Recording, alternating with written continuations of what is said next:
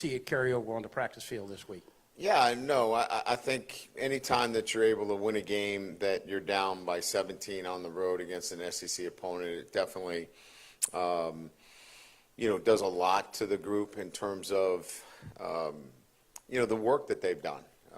There's only so many times you can talk about preparation and that your preparation has put you in a good position to be successful, and you're not rewarded for it, right? And I think this group would not have been in a bad place if they hadn't won the game. But, I think, you got to look at it from this perspective. Their work has been so good, and they know that they've prepared so well. They're concerned that they haven't played the way they want to play as well. But yet, having said that, they still were able to overcome so many mistakes against a really, good football team. So that really built a lot of confidence in the group this week. Secondly, you won the toss, Brian, this weekend. You deferred. What went into that, and how do you differentiate between a gut feeling and using the analytics? I knew we were going to be down 17 early on in the game, and I wanted that extra possession. No, I mean, I think, when you go on the road against an SEC team, you're looking at it from a perspective of where are our strengths, where do we perceive, maybe they're not as strong. And as we did a deep dive into that game, earlier in the week, I felt in talking to the coordinators that was the best place to be. Right here, Coach. Just about the safeties last week. Seemed like you guys were you had two pairs. So have you guys kind of been assessing, well, this guy works better with this guy, or just are you considering a platoon approach? Just what's your assessment of that position right now? Yeah, I think you're going to see a lot of guys playing at that position. As we talked about, right, with, Harold playing the Sam linebacker position, we've got to make room for Major Burns because Major's been a consistent player for us. So now he's playing some safety.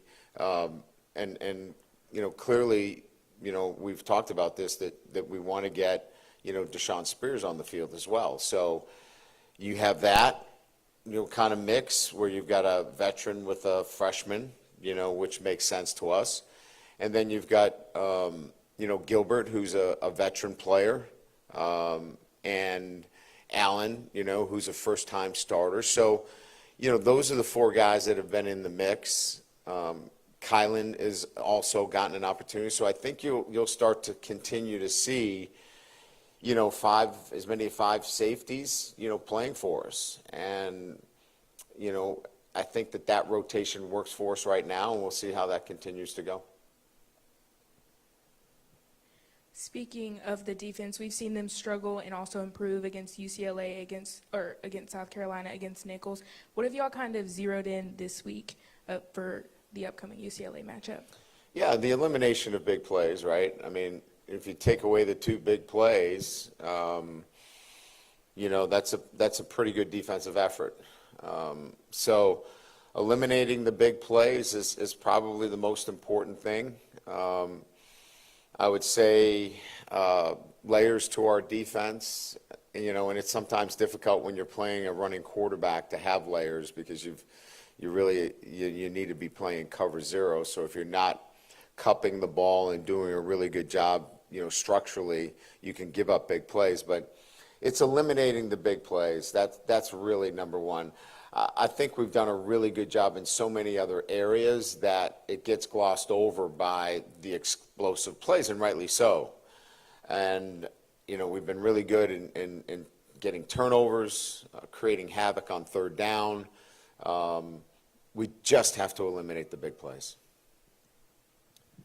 Coach, is there an injury report for? No, we're not giving one out. We don't have to.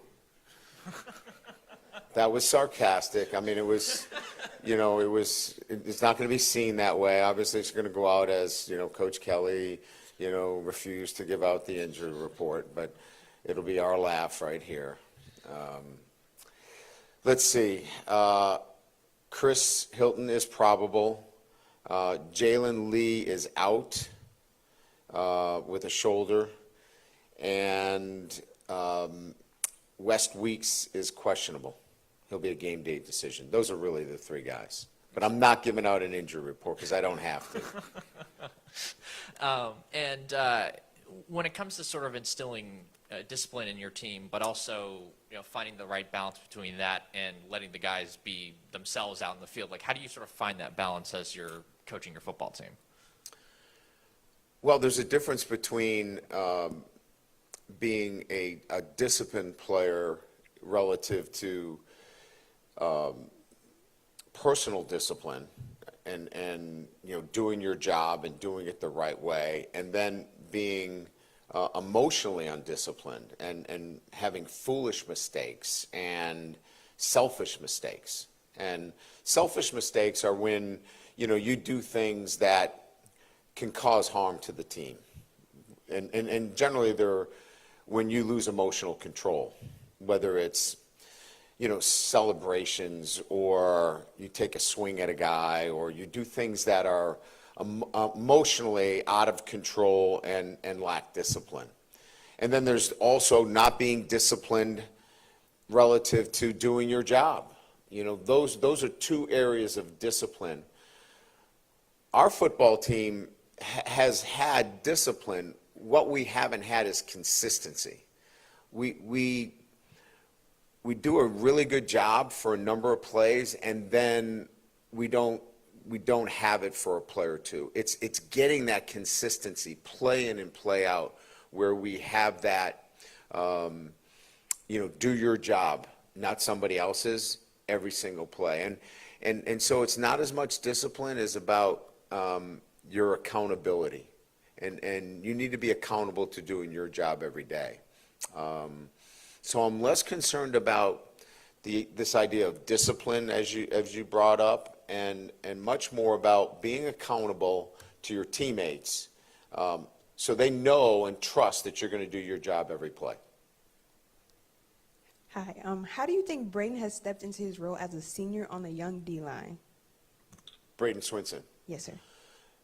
Yeah, I mean, look,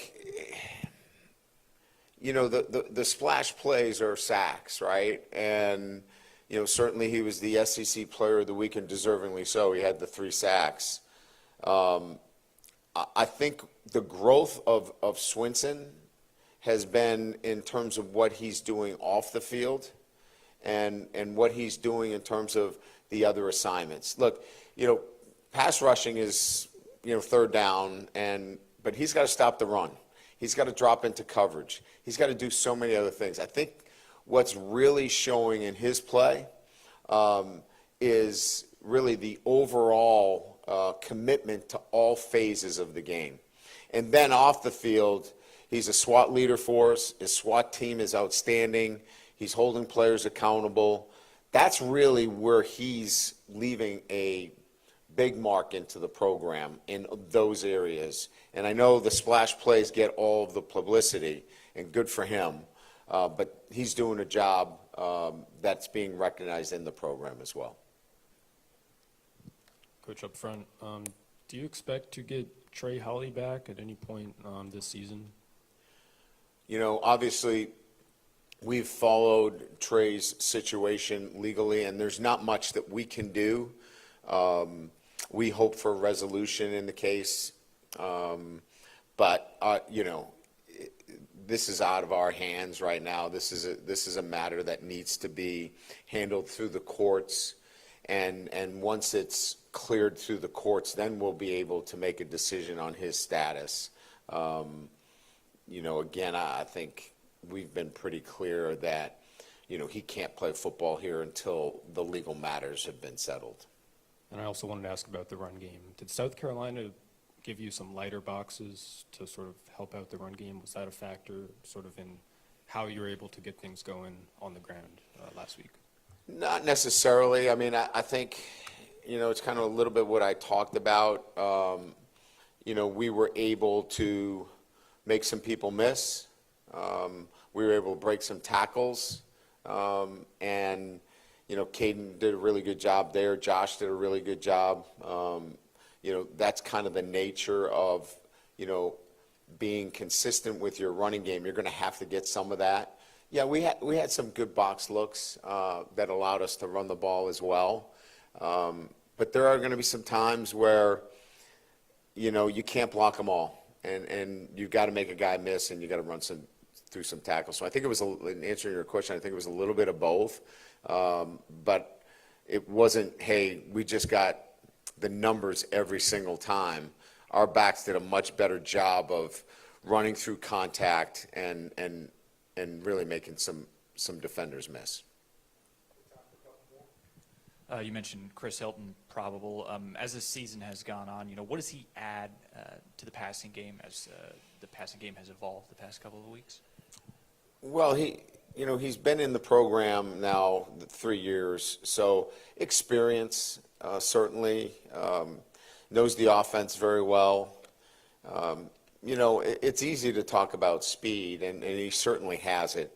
I think what he brought and what emerged late in the season and into the bowl game was tracking the ball extremely well down the field. So, that's an element that we're hopeful that we start to see a little bit more of, although, I thought we did a much better job against South Carolina pushing the ball down the field. But once Chris is, back, now look, you can't be out, almost a month and then just jump in and here's Chris Hilton's, tearing it up. It takes a while for him, and I hope everybody's expectations are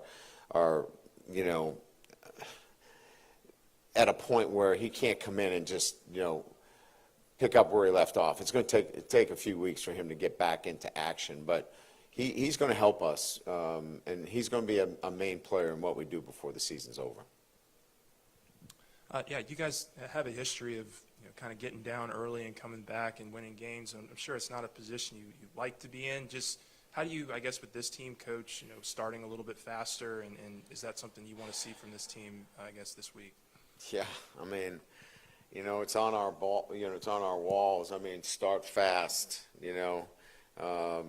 Attention to detail. It's in the hallways. If you guys walk down the hallway, you'll see we have 4 quarters of LSU football. Is one, start fast. That's the first quarter. Second quarter is attention to detail.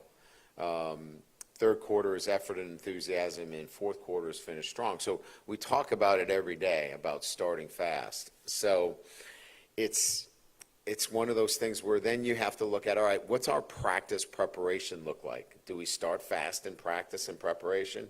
So for the last 2 weeks, we have gone 11 on 11, ones versus ones in the first 15 minutes of practice. So we're backing up all of those things with actionable items relative to what we're doing.